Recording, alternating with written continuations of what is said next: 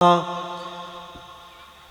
कपूरगौरम करुणावतारम संसारसारम भुजनियारम सदा वचंतम वर्यारविंदे भवम भवानी शैतन्यमामि मंडानमालाय कृपालकालाय कपाटमालाय शिवशंकराय देवाय दत्ताय दिगंबराय तस्मै निकाराय नमः शिवाय। आज इस पावन धरा इस अगौरी के आम सोठा के पेशा ग्राउंड की विजयदशमी का एक विशेष उपलक्ष्य में कार्यक्रम, जिसमें हमारे बीच में विराजमान परम पूज्य श्री मनसुख राम जी महाराज गुड़ा बालोथान आश्रम और हमारे बीच साथ में विराजमान परम पूज्य श्री मगनपुरी जी महाराज श्री वावेश्वर महादेव हर जी और हमारे जालोर के विबारक प्रचारक श्री संजीव जी भाई साहब और तमाम विराजमान अगौरी गुड़ा बालोथान जोड़ा आसपास के विराजमान तमाम सनातन प्रेमी और धर्म प्रेमी मातृशक्ति युवा वर्ग सबका खूब खूब धन्यवाद साधुवाद। आज इस महान अवसर पर विजयदशमी एक आज नवरात्रि के पूर्ण होने के बाद आज एक विशाल विजयदशमी है। विजयदशमी एक बौद्ध भारत देश का और हिंदुत्व का महान पर्व है। जब श्री रामचंद्र भगवान श्रीलंका पर विजय पाकर जब वापस पूरी धर्म पर, जैसे कि रावण और रामचंद्र भगवान का युद्ध था, लेकिन मेन उसी युद्ध में धर्म की लड़ाई थी और उसी धर्म पर विजय पाकर उसी कारण दशम के दिन विजय कारण से इसी नाम पड़ा विजयदशमी। इसी उपलक्ष्य में पूरा भारत आज और हिंदुत्व पूरा मना रहा है। तो आज इस महान धरती पर अगौरी की महान स्थल पर श्री ठाकुर जी महाराज की पावन धारा पर आज हम सब मिलकर एक पावन पर्व विजयदशमी मना रहे हैं। देखो सज्जनों, मैं आपको छोटी सी कहूँ, आपको सब बात तो हमारे श्री विबारक प्रसारक जी संजीव भाई साहब ने बता दी। हम जस्ट 10 दिन पहले मिले थे सीक्वेंस कार्यक्रम में, सद्भावना बैठक में, तो काफी हिंदुत्व पर चर्चा हुई। आज भारत देश के अंदर हिंदुत्व क्या स्थिति है। आज ऐसा एक समय हो गया है भारत देश में, एक देखो कई वर्षों पहले सौदी की चिड़िया थी भारत, और भारत खंड था, भारत खंड आर्यवर्त, मतलब पूरा भारत इतना बड़ा विभाग था, इतना बड़ा खंड था। पाकिस्तान को हो, अफगानिस्तान को, ताजिकिस्तान को, म्यांमार को, कई ऐसे देश थे, पूरा मिलाकर एक भारत पूरा खंड था। लेकिन धीरे धीरे हमारे हिंदू धर्म के अंदर, हमारे लोगों की मानवता के अंदर धीरे धीरे इतना विभाजन हुआ, इतना मन में कभी अपने विचार दिया कि भारत हिंदू धर्म को एकत्रित करें अपन, और इसी के कारण धीरे धीरे भारत छोटा सा बक्सा में बस गया। और आज की स्थिति में देखो तो श्रीनगर भी कब्जा, साउथ हर जगह में देखो भारत पर हर जगह कब्जा है। तो मेन वो स्थिति होने का कारण एक ही है कि हिंदुत्व की संगठन की कमी और हिंदुत्व को समझने की कमी है। मैं आपको कहूं कि हमारी स्थिति भारत सनातन धर्म में सबसे बड़ा धर्म है।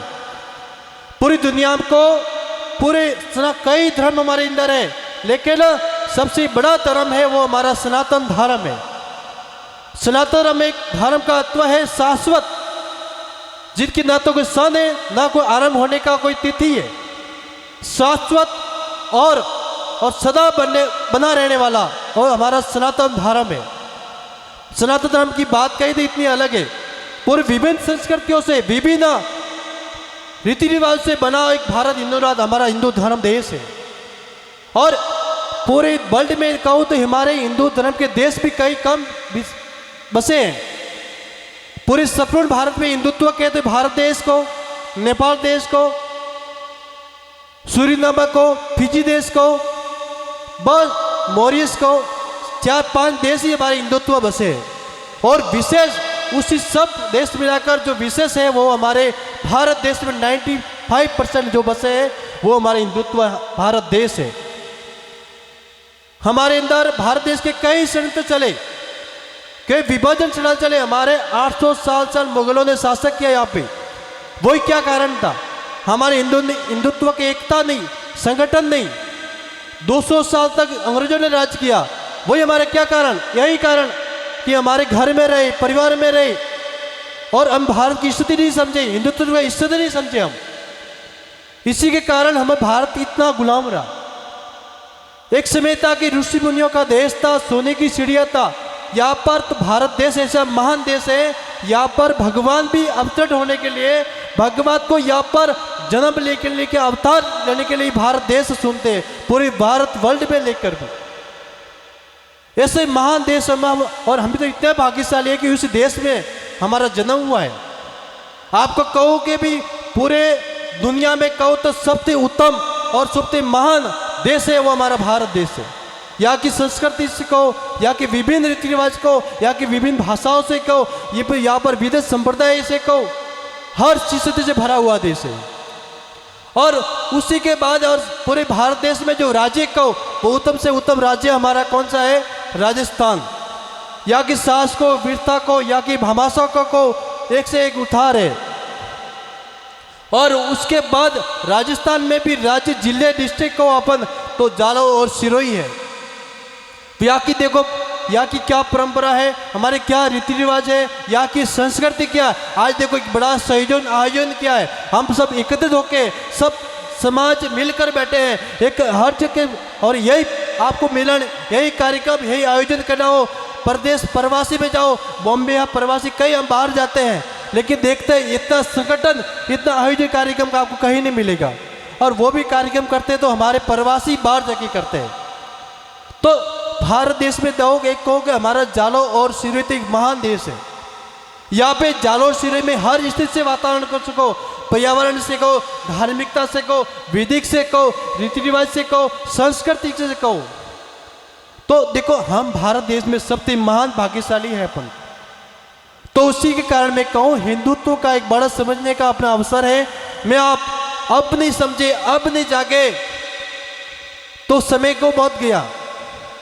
धीरे धीरे भारत खंड एक टुकड़ों में बसा है। आज की स्थिति कहो तो साउथ में, कर्नाटक में कहो, तमिलनाडु में कहो, केरल में कहो, हमारा हिंदुत्व धीरे धीरे आज 50% खाली बसा है। हर क्षेत्र से कहो आप, हम खाली ऐसे बसोगे, आप ये सोचोगे कि हम परिवार सुख है, भाई बहन है, परिवार है, वो कुछ नहीं है।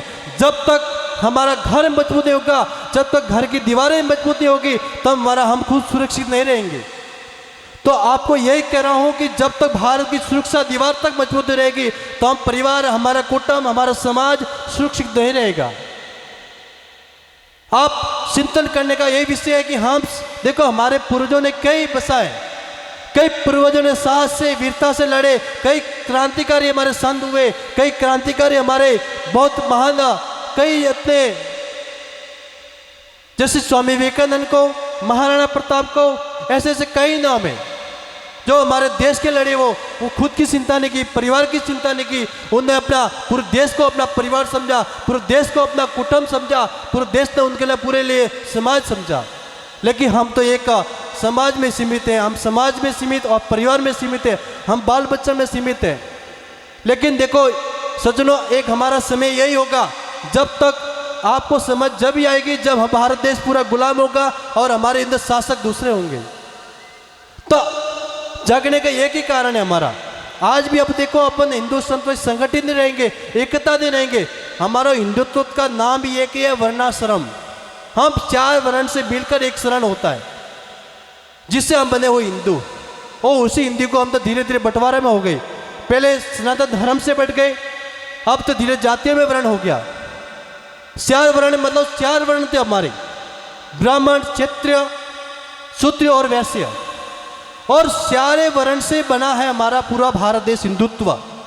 और पूरे भारत देश में आप कहो हर जाति से, हर जाति वर्ण से हमारा, हर गांव में कहो, हर क्षेत्र में कहो, पूरा गांव पूरी जाति से समीकरण होता है।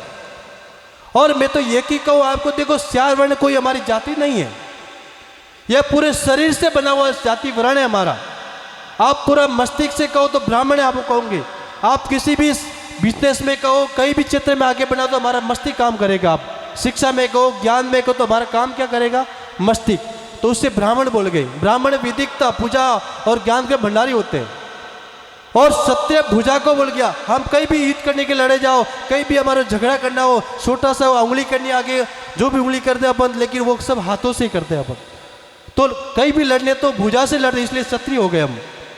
और हम बिजनेस, और हम किसके लिए कमाते हैं, क्या करते, काम क्या करते हो, वो सब पेट के लिए करते हैं, उसके लिए हमको वैश्य बोल गया। और पैरे हर जगह क्षेत्र में जाते हैं, तो उसी कारण से सूत्र हो गई।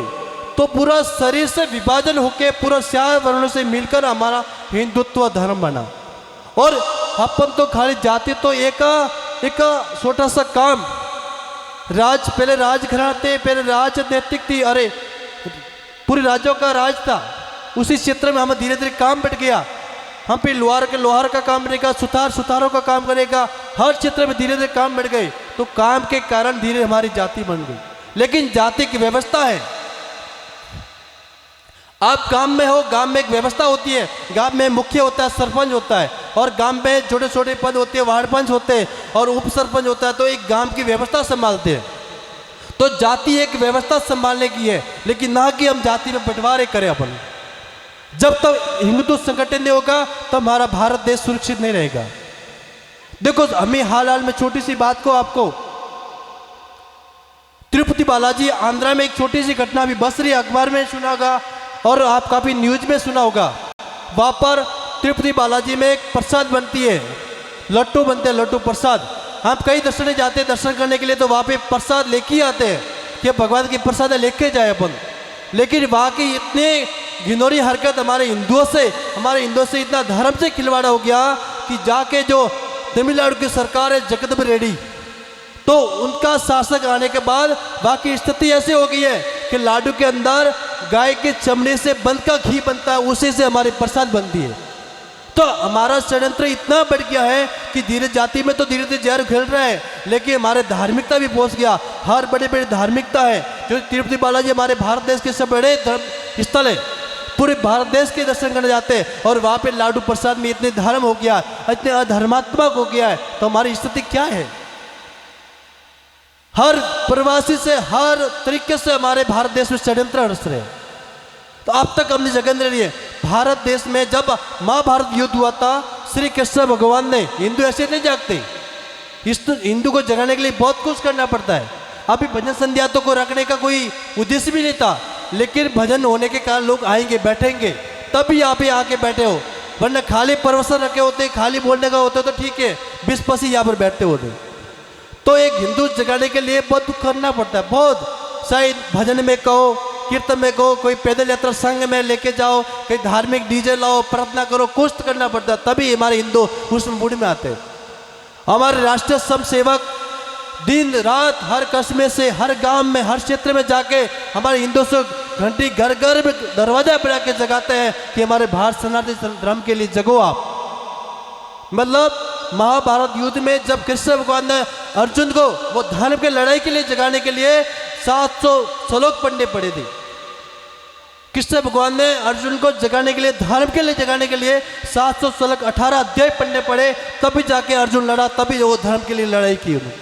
तो मैं तो वही कह रहा हूँ कि हिंदू को जगाने के लिए बहुत कुछ करना पड़ता है, लेकिन अब तक नहीं जग रहे हो आप भी जगो तो कब तक जाओगे आप? कभी आप समाज में, परिवार में संगठित नहीं रहो। आप जब तक सुरक्षित हो, भारत देश सुरक्षित होगा, हमारा धर्म सुरक्षित रहेगा, हमारे मातृभूमि सुरक्षित रहेगी, तभी हम सब सुरक्षित हैं। भारत देश की और हमारे सनातन धर्म की स्तंभ क्या है? साधु, ब्राह्मण और गौ, ये हमारे भारत धर्म की स्तंभ है। हम तो हर क्षेत्र से, हर देश से, हर स्थिति से हम ब्राह्मण का अपमान कर रहे हैं, हम साधु संतों का अपमान कर रहे हैं, हर गौ माता का अपमान कर रहे हैं। हमारे हिंदुत्व की जो धर्म को ही तो धीरे धीरे मिटा रहे हैं अपन। हमारे हिंदू धर्म की स्थिति क्या बताओगे आप? हमारी भारत देश की स्तंभ को बनाने की अभी इतना, हर जगह देखो तो गांव गांव धीरे धीरे घूम रही है हर गांवों में। तो हमारे भारत देश की मेन स्तंभ होने हम साधु संतों की आप कहोगे तो हर जगह अपमान हो जा रहा है। तो मैं तो आपको कह रहा हूँ कि जब तक हमारा धर्म नहीं बसेगा तो हम कोई बसेगा नहीं। छोटी से परिवार के भी कहूँ आपको, जब तक हमारा माता पिता का फर्ज यह बनता है कि हमारे बच्चे को अच्छे संस्कार, अच्छी संस्कृति और अच्छी शिक्षा दो। जब तक हम घर मजबूत करते हैं तो घर की पहले नींव भरते हैं अपन। नींव मजबूत होगी तो पूरा घर मजबूत रहेगा आपका, तब तक आप भविष्य, बच्चों का भविष्य अच्छा रहेगा, तभी हमारा परिवार संगठित होगा और परिवार अपने संस्कृति से भरा रहेगा। आप बच्चों को अच्छे संस्कार स्कूल में, जैसे आदर्श विद्या मंदिर में कहो, अच्छे जो धार्मिक से जुड़े हुए उसमें पढ़ाओ, उसमें संस्कार सिखाओ, उसमें संस्कृति हमारी क्या है वो समझाओ। और साथ साथ जो प्रवासी भैया है, प्रवासी भर से मैं निवेदन करूं कि आप प्रवासी बाहर जरूर है, बिजनेस के लिए जरूर जाना पड़ता है, लेकिन बच्चों को कम से कम आप महीने 2 महीने में 12 महीने मारवाड़ में रखो। आप हमारे इंडोर की स्थिति रखना बहुत जरूरी है कि आज स्थिति प्रवासी ऐसी स्थिति हो गई है कि वहाँ पे धर्म, हिंदू धर्म कोई नहीं बसा, वहाँ पे संस्कृति रीति रिवाज कोई नहीं बसे हमारे। लेकिन आप साथ रहना पड़ता है, वहाँ पे शिक्षा भी जरूरी है और वहाँ पे अपने बिजनेस भी जरूरी है। लेकिन मैं आपको कहूँ, जब छुट्टी पड़े तो हमारे माता पिता है, हमारे से बड़े अनुभवी है बुजुर्ग, उनके पास बैठाओ, हमारी संस्कृति, हमारे रीति रिवाज सिखाओ उनको, तभी हमारी संस्कृति बढ़ेगी और हमारे बुजुर्गों के अवस्था उनकी सेवा होगी। बच्चों के अंदर अच्छे संस्कार भरो आप। देखो, प्रथम जो हमारी संस्कृति, हमारे धर्म की और हमारे जीवन की सबसे प्रथम गुरु कौन होंगे? महावे। कौन होती है? माता। जो अच्छी शिक्षा कहो, खराब शिक्षा कहो तो सब माता ही देती है। और माता का उद्देश्य मेन होते है कि बच्चे अच्छे संस्कार दो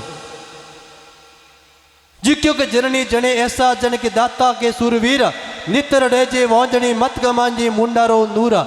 जननी माते से, जननी माँ ने तो जन्म बच्चों बच्चा ने चो कई जन मारा पड़ता हुआ, स्वामी विवेकानंद हुआ, महान महान योद्धा हुआ, वो सब मारा प्रताप है। माँ ने तो साहस भरी उनमें, मारो तो वीरता भरी उनमें। तो आपने कहोगे, माँ ने कहोगे प्रथम गुरु हो, माँ हो आप। तो माँ ने आपने कहो कि माँ ने अपने बच्चों ने अच्छा संस्कार, अच्छी संस्कृति, अच्छा रीति रिवाज और संस्कार थी पूरा बनना, पूरी विद्या से बनना बच्चा ने।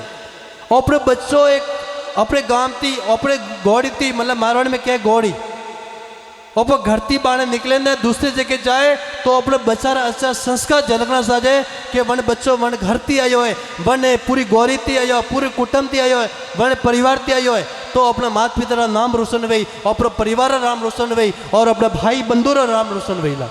तो आप संस्कार भरवा वाला अपने माता पिता है, अपने भाई जन है और पूर्वज जन है। हिंदू धर्म में सबसे बड़ा देव अपने मातृ पिता देव है। हिंदू धर्म में सबसे बड़ा देव कौन? मातृ देव है। मातृ देव पितृभव देवा। जब तक माता पिता ने अपनी सेवा नहीं करी है, माता पिता ने प्रार्थना भगवान नहीं मानिया, तो कतरी भी यात्रा, तीर्थ यात्रा, सनातन कतरी हवा ने यज्ञ करो, वरना कोई निष्फल है, कोई फल नहीं मिलता वरना आपने धन वास्ते को। माता पिता ने खूब धर्म ने वाती और देवी देवता ने माना, जितना माता पिता ने अधिकार देना और अपमानित कभी नहीं करना। और देखो, धर्म ने वाती छोटी सी बात को ज़्यादा समय नहीं है, क्योंकि मोरे भी आगे कार्यक्रम में जाओ, बाचे भी काफ़ी बोलवारो भी है। और इसी समय पर क्योंकि धर्म रक्षो रक्षिता, हम धर्म की रक्षा करेंगे तभी हमारा धर्म की रक्षा करेगा। इसी वाणी पर या के हमारे श्री नारायण जी भाई साहब, बीडीओ साहब और भरत भाई, संजू भाई, कमलेश भाई, तमाम यहाँ पर विराजमान समस्त कार्यकर्ता और अगवरी के समस्त बुजुर्ग, मातृशक्ति, पितृशक्ति और युवा वर्ग, समझ मेरे भाईजान, सबका खूब खूब साधुवाद। विजयदशमी पर एक बड़ा अवसर आयोजन रखा, इसी उपलक्ष्य पर मैं सबको साधुवाद और खूब खूब शुभकामना देते हुए बोले भारत माता की, भारत माता की, वंदे वंदे, बोले गौ माता की, गौ माता की, सनातन सनातन धर्म की जय, सनातन धर्म की जय।